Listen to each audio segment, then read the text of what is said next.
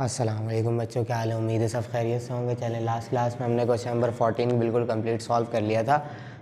आज हम question number 15 लेकर हाजिर हैं। क्वेश्चन नंबर 15 और 16 दोनों एक ही सवाल हैं, ठीक है। 3 पार्ट्स आपको 15 में दिए गए, उसके बाद एक पार्ट आपको वर्ड प्रॉब्लम बनाकर 16 में दे दिया गया, ठीक है। तो हम 15 करेंगे, 16 बिल्कुल वैसे ही है। तो ये इतने बड़े सवाल हैं, ये पेपर में आते नहीं है, लेकिन मैं आपको करवा रहा हूँ तो मेरा फ़र्ज़ बनता है आपको सारी चीज़ें करवाना। मैंने क्लास में नहीं करवाया था इसी वजह से कि टाइम बहुत ज़्यादा ज़ाया होता है। यहाँ पे टाइम है तो मैं आपको एक सवाल लाजमी करके दिखा के आपको बता दूंगा, समझा दूंगा क्या चीज़ होता है ऑर्थो सेंटर, कैसे निकलता है, क्या करेंगे, सब कुछ हम यहाँ पर समझ लेंगे ताकि आपको कम से कम पता लग जाए कि ऑर्थो सेंटर होता क्या है, ठीक है। चलें, ऑर्थो सेंटर होता है ट्राइंगल के अंदर ही है, जैसे हमने इन सेंटर और सेंट्रॉइड निकाला था, ठीक है। होता है ट्राइंगल के अंदर ही है। ये ट्राइंगल का एक वर्टेक्स, बी वर्टेक्स और सी वर्टेक्स, ठीक है। अब देखें, अगर मैं ऑर्थो सेंटर की डेफिनेशन आपको बताऊं तो क्या होती है, the intersection point of the altitude of a triangle is called ortho centre, ठीक है। अब क्या बात हुई, ये मैंने एक एल्टीट्यूड गिराया। एल्टीट्यूड क्या होता है, बिल्कुल सामने वाली लाइन पर परपेंडिकुलर लाइन जो जाकर हमारे वर्टेक्स से गिरती है, ये क्या कहलाती है, एल्टीट्यूड कहलाती है। इसी तरीके से एक मैं यहाँ से गिराता हूँ तो ये बिल्कुल परपेंडिकुलर आके गिर रही है, तो ये भी क्या कहलाएगी, आपकी एल्टीट्यूड कहलाएगी। तो ये दोनों जहाँ पर कट कर रहे हैं ये क्या कहलाता है आपका, ये पॉइंट कहलाता है आपका ऑर्थो सेंटर, ठीक है। ये पॉइंट कहलाता है ऑर्थो सेंटर। और ये जो लाइंस हमने बनाई है, इसी तरीके से अगर मैं तीसरी लाइन बनाऊं तो ये भी इसी पॉइंट से पास होकर सामने बिल्कुल परपेंडिकुलर जाकर गिरेगी, ठीक है। तो ये जो तीनों लाइंस मैंने बनाई हैं ये क्या कहलाती हैं, आपकी एल्टीट्यूड कहलाती हैं, ठीक है। क्या कहलाएगी, the perpendicular line to the opposite side of the triangle is called altitude. और ऑर्थो सेंटर क्या होगा, ऑर्थो सेंटर ये होगा कि the intersection point of the altitudes of a triangle या in a triangle is called orthocentre. तो ये वाला जो पॉइंट है आपका, ये क्या कहलाता है, ऑर्थो सेंटर कहलाता है, ठीक है। अब अगर हम अपना सवाल देखें, हमें अपने सवाल में यही ऑर्थो सेंटर फाइंड करना है। और ऑर्थो सेंटर के लिए कोई फार्मूला नहीं है। सेंट्रॉइड के लिए फार्मूला था हमारे पास, इन सेंटर के लिए फार्मूला था, लेकिन ऑर्थो सेंटर के लिए कोई फार्मूला नहीं है। ये हमें इंटरसेक्शन पॉइंट से ही फाइंड करना पड़ेगा, ठीक है। तो हमें क्या करना है, किसी भी दो एल्टीट्यूड की इक्वेशन चाहिए जिसका इंटरसेक्शन पॉइंट हम निकालें तो वो पॉइंट आ जाएगा, ठीक है। तो चलें, मैं आपको बताता हूँ कि सॉल्व कैसे करना है। देखें, फर्स्ट कर लें, मेरी फर्स्ट लाइन ये वाली है, y + x - 6, ठीक है। बल्कि ये काफ़ी बड़ा हो रहा है, जगह ज़्यादा चाहिए, तो इसको छोटा सा वहाँ पर बनाता हूँ। ये आपको समझ आ गया होगा, ठीक है। मैं इसको मिटाकर छोटा सा बनाता हूँ इस तरफ।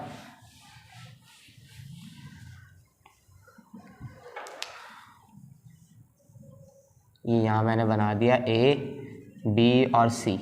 ये मेरी लाइन 1 हो गई, ये लाइन 2 हो गई और ये लाइन 3 हो गई, जो कि मुझे यहाँ पर दिए गए हैं। ये L1, L2 और L3, ठीक है। अब मुझे चाहिए एल्टीट्यूड की इक्वेशंस, ठीक है। एल्टीट्यूड कहाँ से पास होगा, यहाँ से पास होकर सामने वाली लाइन पे जाएगा, यानी कि L1 L2 का दरमियान का एल्टीट्यूड कहाँ जाएगा, L3 पे जाएगा। और अगर मैं L2 को और L3 को ऐसे आगे बढ़ा दूँ तो ये तीनों कहाँ कट कर रहे हैं, तीनों एक ही पॉइंट पे कट कर रहे हैं, जो कि कौन सा पॉइंट है, बी पॉइंट है। तो अगर मुझे बी पॉइंट मिल जाता है तो ये एल्टीट्यूड इस इंटरसेक्शन से पास हो रहा है, यानी इन दोनों के इंटरसेक्शन पॉइंट से पास हो रहा है। तो अभी अभी हम क्वेश्चन नंबर 14 करके आए, उसमें इंटरसेक्शन वाली लाइन हम फाइंड कर रहे थे, तो वही वाली बात है, ठीक है। क्या कह रहे हैं कि इन दोनों के इंटरसेक्शन से पास हो रहा है हमारा एल्टीट्यूड, तो एक इंटरसेक्शन पॉइंट आ जाएगा इक्वेशन बनाने के लिए। और सामने वाली लाइन पर बिल्कुल 90 डिग्री यानी कि परपेंडिकुलर है, तो सामने वाली लाइन के स्लोप से हम क्या कर लेंगे, इसका स्लोप निकालेंगे और फिर इसकी इक्वेशन बनाकर हम क्या कर लेंगे, इंटरसेक्शन पॉइंट फाइंड कर लेंगे, सही है। तो पहले 2 का इंटरसेक्शन पॉइंट निकालेंगे, उसको तीसरे वाले के साथ सॉल्व करेंगे और फिर उसी पॉइंट के साथ हम क्या कर लेंगे, उसकी इक्वेशन तैयार कर देंगे, समझ गए। तो आ जाए ज़रा सॉल्व करते हैं। देखें क्या करना है हमें, अब इन दोनों के दरमियान का इंटरसेक्शन पॉइंट निकालना है मुझे। जो कि सामने वाली लाइन पर परपेंडिकुलर होगा, किस पर, इस वाली लाइन पे यानी L3 पर। तो परपेंडिकुलर है मतलब उसके स्लोप और इस एल्टीट्यूड का स्लोप क्या होगा, m1 m2 is equal to -1 वाली कंडीशन से इसका स्लोप निकाल लेंगे हम, फिर पॉइंट स्लोप फॉर्म लगा के इसकी इक्वेशन तैयार करेंगे। तो आ जाए ज़रा सॉल्व करते हैं हम उठाते हैं L1 और L2, 3y - 6 + 2 = 0। ठीक है, सीधी सीधी इक्वेशन दी गई है, तो मैं यहाँ पर डायरेक्ट लिखूँगा एडिंग इक्वेशन 1 एंड 2, दोनों को हम ऐड करा रहे हैं। तो x प्लस का x माइनस का कैंसिल हो जाएगा, 3y + y कितने हो जाएंगे, 4y, 2 - 6 बचेगा -4 = 0। तो -4 उस तरफ जाके +4 हो गया, 4 1 ज़ा 4, 4 1 ज़ा 4, ये आ गई y की वैल्यू 1। ठीक है, अब इसको मैं इक्वेशन 1 में पुट करूँ या 2 में पुट करूँ वो मेरी मर्ज़ी है। तो मैं किस में पुट करने वाला हूँ, मैं इक्वेशन 1 में पुट करने वाला हूँ। पुटिंग इन इक्वेशन 1 नहीं L1 लिख देते हैं। ठीक है, तो y + x - 6 = 0, तो y की जगह आ जाएगा 1 + x - 6 = 0। तो x -5 बचेगा = 0, -5 उस तरफ जाके क्या हो जाएगा, +5 हो जाएगा। ठीक है, तो ये वाला वर्टेक्स क्या आ गया, क्या बन गया, वर्टेक्स बन गया हमारा। इस वर्टेक्स को हम नाम दे देते हैं b का ही, क्योंकि हमारी इक्वेशन के हिसाब से b आ रहा है ये। ठीक है, वो सॉरी डायग्राम के हिसाब से क्या आ रहा है, b आ रहा है। तो मैं इसको क्या नाम देने वाला हूँ, b नाम देने वाला हूँ। तो 1,5 नहीं, x 5 आया है और y 1 आया, तो b वर्टेक्स मेरा क्या बन गया, 5,1 बन गया। मुझे ये वाला पॉइंट मिल गया, यानी इसी से मेरा एल्टीट्यूड पास हो रहा है। कौन सी वाली लाइन पर परपेंडिकुलर है, तीसरी लाइन पे, यानी इस वाली लाइन पे क्या है, परपेंडिकुलर है। तो मैं यहाँ क्या लिखूँगा, मैं यहाँ लिखूँगा फॉर स्लोप ऑफ L3। तो L3 का स्लोप क्या आ जाएगा, उसको हम यूज़ करेंगे m के नाम से ही। ठीक है, स्लोप को मैं कोई नाम नहीं दे रहा, बस यहाँ लिख दिया मैंने L3 का स्लोप है तो ये लिख दिया -a/b। अब L3 का स्लोप है, हम क्या करेंगे, L3 में से सारी वैल्यूज़ उठाएंगे। देखें x प्लस में अगर इसको वहाँ कर दो तो ये क्या हो जाएगा, 5x - 3y + 2, ये इक्वेशन बनेगी। ठीक है, तो पहले a रखता हूँ, तो a तो प्लस का होगा, लेकिन b की वैल्यू क्या हो जाएगी, -3 हो जाएगी। माइनस से माइनस कैंसिल, स्लोप क्या आ गया, 5/3। ठीक है, ये m1 बल्कि 1 नाम दे देते हैं, क्योंकि अभी इसको हमें पुट भी करना है, किसके लिए। अब देखें, ये L3 का स्लोप निकाल लिया मैंने। अब मेरा एल्टीट्यूड जिसकी इक्वेशन में फाइंड करने आया हूँ वो सामने वाली लाइन पर क्या है, परपेंडिकुलर है। तो इसका स्लोप और मेरी लाइन का स्लोप क्या होगा, परपेंडिकुलर कंडीशन से निकल आएगा, अकॉर्डिंग टू परपेंडिकुलर कंडीशन। ठीक है, क्या होती है, m1 m2 = -1। तो m1 मुझे मिल गया है 5/3, m2 मैं फाइंड करने आया हूँ। ठीक है, तो m2 कितना हो जाएगा, 3 यहाँ डिवाइड हो रहा, उस तरफ जाके मल्टीप्लाई हो गया, 5 नीचे आ जाएगा, तो -3/5 आ गया आपका m2। ठीक है, अब मैं एक एल्टीट्यूड की इक्वेशन बनाने लग गया हूँ, क्योंकि इसके इंटरसेक्शन से पास हो रही थी, जो कि मिल गया मुझे, और मेरी अपनी एल्टीट्यूड का भी स्लोप क्या हो गया, मिल गया। तो हम यहाँ क्या करेंगे, according to point slope form. ठीक है, क्या था, y - y1 = m x - x1। तो y वेरिएबल है, छोड़ देंगे, y1 की जगह क्या आ जाएगा, ये वाला 1, m की जगह क्या आ जाएगा, -3/5। ठीक है, ये याद रखिएगा कि ये एल्टीट्यूड का स्लोप है, ये लाइन का स्लोप था जिस पर वो एल्टीट्यूड जाकर परपेंडिकुलर था। ठीक है, x ऐसे ही छोड़ देंगे, x1 की जगह आ जाएगा 5, 5 यहाँ डिवाइड हो रहा है, इस तरफ आके मल्टीप्लाई होगा, 5y -5 1 ज़ा 5, -3 अंदर मल्टीप्लाई हो जाएगा, -3x -- +3 5 ज़ा 15। x को प्लस में रखना होता है, 3x उस तरफ चला गया, 5y पहले से है, -5 पहले से है, 15 भी आके इस तरफ माइनस का हो गया, =0। तो 3x + 5y माइनस +20 यानी कि -20 हो जाएगा। ठीक है, ये आ गया आपका पहला एल्टीट्यूड। तो यहाँ हम लिख देते हैं इक्वेशन ऑफ एल्टीट्यूड, इसको मैं बता देता हूँ अल्फ़ा के नाम से। सही है, इस इक्वेशन का नाम रख दिया मैंने अल्फ़ा। अब मैं क्या करूँगा, L1 L2 के दरमियान निकाल लिया, L2 L3 के दरमियान भी निकाल सकते हैं हम, या L3 और L1 के दरमियान भी निकाल सकते हैं। तो मैं किसके दरमियान निकालने वाला हूँ, मैं निकाल लेता हूँ L2 और L3 के दरमियान। उसका इंटरसेक्शन पॉइंट कौन सा होगा, ये वाला होगा। देखें, अब मैं यहाँ से गिराऊंगा तो ये वाले एल्टीट्यूड की इस तरफ जाएगी। ठीक है, ये 90 डिग्री होगा, तो ये वाला पॉइंट हमें मिलेगा। ठीक है, ये पॉइंट मिल जाएगा। अब ये एल्टीट्यूड किस पे परपेंडिकुलर हो रहा है, लाइन 1 पे परपेंडिकुलर हो रहा है, यानी कि इन दोनों को हम इंटरसेक्शन पॉइंट के लिए यूज़ करेंगे और लाइन 1 को हम स्लोप के लिए यूज़ करेंगे। ठीक है, तो इन दोनों को हम यूज़ करते हैं इंटरसेक्शन पॉइंट के लिए। इसका स्क्रीनशॉट लें, ये वाली इक्वेशन में लिख लेता हूँ ऊपर यहाँ, 3x + 5y - 20 = 0। ठीक है, स्क्रीनशॉट लें, फिर हम चलते हैं आगे। चलें बच्चों, बाकी चीज़ें मैंने मिटा दी। अब हम क्या करने वाले हैं, L2 और L3 का इंटरसेक्शन पॉइंट निकालेंगे और इसके स्लोप के साथ हम परपेंडिकुलर वाली कंडीशन बनाएंगे। क्योंकि यहाँ नज़र आ रहा है आपको L2, देखें मिट गया है मिटाते हुए मुझसे, L2 और L3 किसके इंटरसेक्शन पॉइंट से पास हो, सॉरी ये वाला एल्टीट्यूड किसके इंटरसेक्शन पॉइंट से पास हो रहा है, L2 और L3 के, जिसका नाम है C। और ये एल्टीट्यूड किस पे परपेंडिकुलर है, L1 पे परपेंडिकुलर है। तो पहले तो हम इंटरसेक्शन पॉइंट निकालते हैं। देखें, बनाते हैं हम यहाँ पर, ये इक्वेशन कैसी हो रही है, 5x - 3y + 2 = 0 हो जाएगा। ठीक है, तो इसको देखें मैं क्या लिखने वाला हूँ यहाँ पे, एडिंग L2 एंड L3 लिखूँगा मैं यहाँ पर।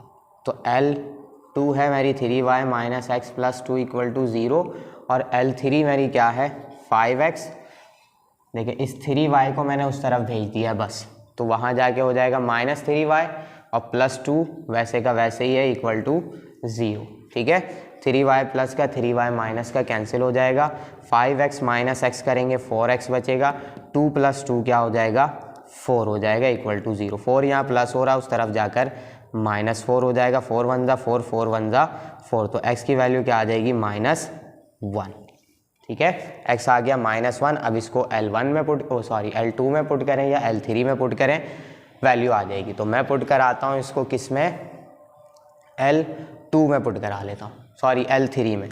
पुटिंग इन L3 कैसी है मेरी, 3y = 5x + 2।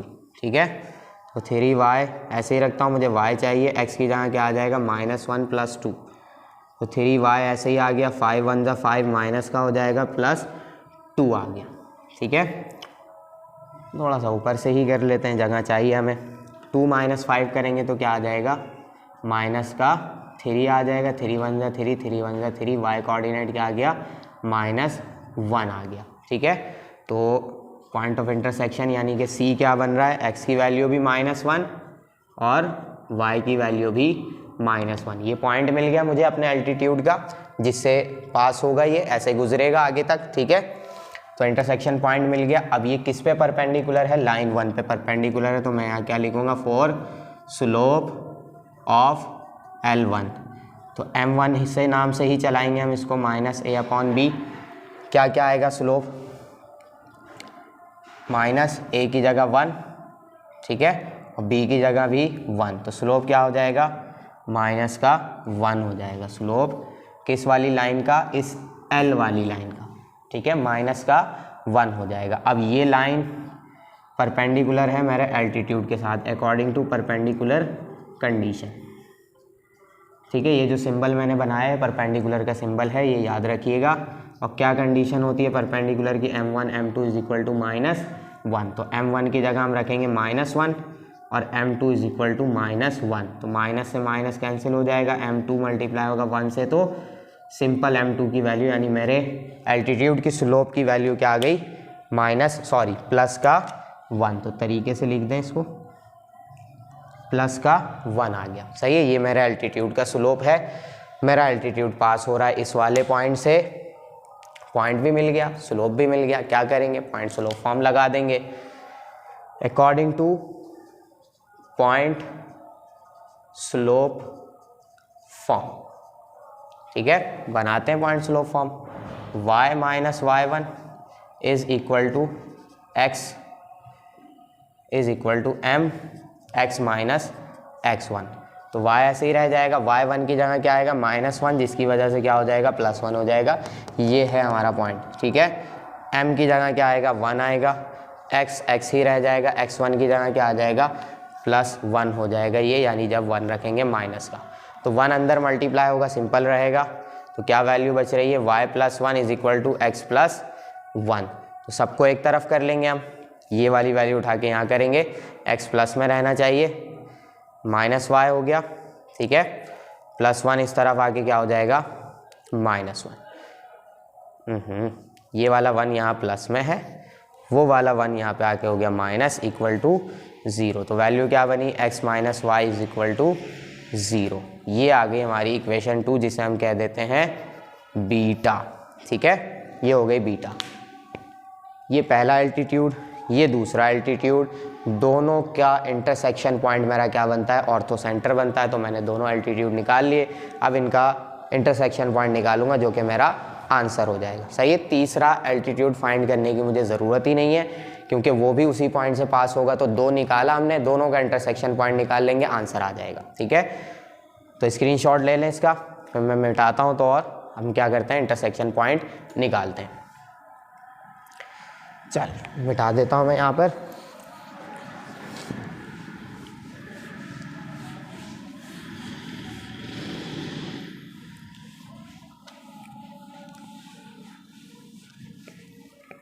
ठीक है, अब मैं वो वाली वैल्यू भी लिखता हूँ 3x + 5y - 20 इक्वल टू 0, ठीक है। और दूसरी इक्वेशन कौन सी है, ये अल्फ़ा वाली है, और बीटा वाली कौन सी है x minus Y equal to 0, ये हो गई बीटा वाली, ठीक है। अब दोनों में से इंटरसेक्शन पॉइंट चाहिए, तो एक साथ सॉल्व करेंगे हम इसको। मैं किसको सॉल्व कराता हूँ, मैं y ख़त्म कराने की कोशिश करता हूँ। तो मैं यहाँ क्या लिखूँगा, multiplying equation beta by 5 then add with equation alpha, ठीक है। इक्वेशन अल्फ़ा के साथ हम ऐड करा देंगे 3x + 5y - 20। इक्वेशन अल्फ़ा पहले लिख ली, फिर इक्वेशन बीटा लिखते हैं 5x - 5y इक्वल टू 0, यानी कि उस तरफ 0 है तो कोई इशू ही नहीं है। 5y प्लस माइनस कैंसिल हो गया, 3x 5x कितने हो जाएंगे 8x हो जाएंगे, -20 ऐसे ही आ गया इक्वल टू 0। -20 उस तरफ जाकर +20 हो जाएगा, 8 यहाँ मल्टीप्लाई हो रहा है, उस तरफ जाकर हो गया डिवाइड। तो क्या आंसर आ जाएगा 5 और 4 यानी कि 5 क्यों 5 क्या था 4 2 8 और 4 5 यानी कि 5/2 आंसर आ जाएगा। सही है, एक्स कोऑर्डिनेट क्या आ गया 5/2। अब इसको उठाकर मैं दोनों में से कहीं भी पुट करूं मेरा आंसर आ जाएगा। तो मैं इसको कहाँ पुट करने वाला हूँ, इक्वेशन बीटा में पुट करूँगा क्योंकि वो आसान है, ठीक है। पुटिंग इन इक्वेशन बीटा, ठीक है, बीटा में पुट करेंगे तो x minus y is equal to 0। तो बीटा की जगह क्या आ जाएगा, सॉरी x की जगह क्या आ जाएगा 5/2 माइनस y इक्वल टू 0। तो -y उस तरफ जाके क्या हो जाएगा +y हो जाएगा। तो y कोऑर्डिनेट भी क्या आ गया 5/2 आ गया। तो ऑर्थो सेंटर हमारा क्या हो जाएगा, ऑर्थो सेंटर को हम नाम दे देते हैं P का, x, y, यहाँ लिखते हैं हम द ऑर्थो सेंटर। इसको मिटाता हूँ मैं, ये मिटा देता हूँ, ठीक है। The orthocentre is equal to x भी है 5/2 और y भी क्या है 5/2। ये आ गया आंसर, हो गया कंप्लीट, ठीक है। जल्दी से इसका स्क्रीनशॉट लें, फिर हम चलते हैं इसके पार्ट नंबर तो आप करेंगे सारे बाकी, ठीक है, बाकी सारे नहीं कर लिएगा, अब मैंने बता दिया आपको कि एक इस तरीके से हुआ है, दूसरा भी इसी तरीके से होगा, तीसरा भी इसी तरीके से होगा, क्वेश्चन नंबर 16 है वो भी इसी तरीके से होगा। तो 3 पार्ट बाकी आपके पास समझ ले बचते हैं, तो तीनों में से कोई एक कर लिएगा, आपकी प्रैक्टिस भी हो जाएगी, आपको सवाल भी करना आ जाएगा, आपको ये समझ भी आ जाएगा। ठीक है, तो फिर हम चलते हैं इसके क्वेश्चन नंबर 17 पे। 15 के बाद हम चलेंगे 16 को छोड़ के 17 पे। चलें बच्चों, अब हम आ गए क्वेश्चन नंबर 17 पर। 15 और 16 दोनों एक ही तरीके से हैं। 17 में करवा रहा हूँ, नहायत आसान सवाल है। देखें क्या कह रहे हैं, the point P 2,3 is the foot of the perpendicular, यानी एक परपेंडिकुलर है लाइन, उसका फुट है, यानी कि बिल्कुल आखिरी वाला पॉइंट जहाँ पे वो परपेंडिकुलर बन रही है जाके। ड्रॉप फ्रॉम द ऑरिजन, और वो गिराया कहाँ से गया है, ऑरिजन से गिराया गया है, टू अ स्ट्रेट लाइन, एक स्ट्रेट लाइन पर। कह रहे हैं right the equation of this line, उस स्ट्रेट लाइन की इक्वेशन फाइंड करें। ठीक है, बिल्कुल सिंपल है, सवाल दिख रहा होगा आपको साइड में। अब मैं इसकी कंडीशन बताकर यहाँ पे बनाकर आपको बताता हूँ कि क्या कह रहे हैं ये। देखें, ये है मेरा ऑरिजन, ठीक है, सपोज कर लें कि यहाँ पर है, फ़िलहाल मैंने इस तरीके से बनाया कि ऑरिजन यहाँ पे आ गया और ये लाइन मैंने गिराई यहाँ पर, तो ये है फुट इस वाली परपेंडिकुलर लाइन का, यानी ये है P 2,3, और ये गिराया गया किस पे, इस वाली स्ट्रेट लाइन पे, ये जो हॉरिजॉन्टल मैंने बनाई है। तो मुझे किस लाइन की इक्वेशन फाइंड करनी है, इस वाली लाइन की इक्वेशन फाइंड करनी है। ठीक है, अब ये इस पे परपेंडिकुलर है, मतलब दोनों की परपेंडिकुलर कंडीशन लगनी चाहिए, तो इसका स्लोप हम निकालेंगे। अब इसके स्लोप के लिए क्या दिया गया हमें, इस लाइन के दोनों पॉइंट्स दिए गए हैं, ये पॉइंट इस लाइन पे भी है और ये वाला पॉइंट भी इस लाइन पे मौजूद है, तो दोनों इस लाइन के पॉइंट्स हैं। तो हम क्या करेंगे, सॉल्यूशन अकॉर्डिंग टू स्लोप लिखेंगे, और स्लोप लिखते ही हम क्या करेंगे, y2 माइनस y1, याद आ रहा है कुछ, x2 माइनस x1, दो पॉइंट्स के ज़रिए हम स्लोप निकाल लेंगे किसका, अपनी उस वाली लाइन का जो परपेंडिकुलर आ रही है ऊपर से। तो y2 क्या हो जाएगा मेरे पास, बना लेते हैं, किसी को भी बना लेंगे, कोई इशू नहीं है। y2 हम बना लेते हैं P वाले को, ताकि माइनस साइन ख़त्म हो जाए, और y1 हम बनाते हैं किसको, O वाले को, यानी कि ओरिजिन वाले को। फिर x2 भी बनेगा 2 और फिर 0। तो m1 क्या आ गया मेरे पास, 3/2। ये किस लाइन का स्लोप है, ये इस वाली लाइन का स्लोप है जो कि गिवन है। ठीक है, मुझे नीचे वाली फाइंड करनी है। चलें, ये स्लोप आ गया। अब हम क्या करेंगे, अकॉर्डिंग टू परपेंडिकुलर कंडीशन। ठीक है, परपेंडिकुलर कंडीशन हम लगा लेते हैं। क्या थी perpendicular condition, m1 m2 is equal to -1। तो m1 की जगह आ जाएगा 3/2, m2 मुझे फाइंड करना है, -1 ऐसे ही रखते हैं। m2 फाइंड करना है, 2 यहाँ डिवाइड हो रहा है, मल्टीप्लाई हो जाएगा, 3 मल्टीप्लाई हो रहा है, नीचे आके डिवाइड हो जाएगा, तो इन्वर्स हो जाते हैं विद माइनस साइन। तो आ गया हमारे पास -2/3, स्लोप मिल गया। अब ये मेरी रिक्वायर्ड लाइन का स्लोप है किसका, इस वाली का, जो मुझे फाइंड करनी है। ठीक है, चलिए अब हम चलते हैं आगे। स्लोप मिल गया, पॉइंट गिवन है, कैसे, देखें ये पॉइंट इस लाइन पर भी है और ऊपर वाली लाइन पर भी है, तो मतलब ये पॉइंट हम यूज कर सकते हैं। ठीक है, तो हम क्या लिखेंगे, as the foot of the perpendicular lies on the required line, so according to क्या कर लेंगे हम, पॉइंट स्लोप फॉर्म। सही है, पॉइंट स्लोप फॉर्म लगा के हम उसकी इक्वेशन फाइंड कर लेंगे। तो क्या थी point slope form, y minus y1 is equal to m x minus x1। ठीक है, हमने यहाँ पर लिख के बता दिया कि फुट ऑफ द परपेंडिकुलर वाला जो पॉइंट है 2,3 वो लाई कर रहा है किस पे, रिक्वायर्ड लाइन पर भी, तो हम उसे यूज कर सकते हैं। ठीक है, तो y माइनस y1 की जगह क्या आ जाएगा, फुट ऑफ द परपेंडिकुलर, यानी कि 2,3 का y1 3 आ जाएगा, m की जगह क्या आएगा, -2/3 आएगा, x वेरिएबल है छोड़ देंगे, x1 की जगह आ जाएगा 3। ठीक है, वहाँ से सॉरी 3 क्यों आएगा, 3 तो y है ना, 2 आएगा। ठीक है, 3 यहाँ डिवाइड हो रहा है, इस तरफ आके मल्टीप्लाई होगा, 3y हो गया, 3 3 ज़ा 9 हो जाएगा, 2x और माइनस माइनस प्लस 2 2 ज़ा 4, x को प्लस में रखना है, इस तरफ आ जाएगा 3y पहले से ही प्लस में है उस तरफ, -9 पहले से है +4 उस तरफ जाके हो गया -4।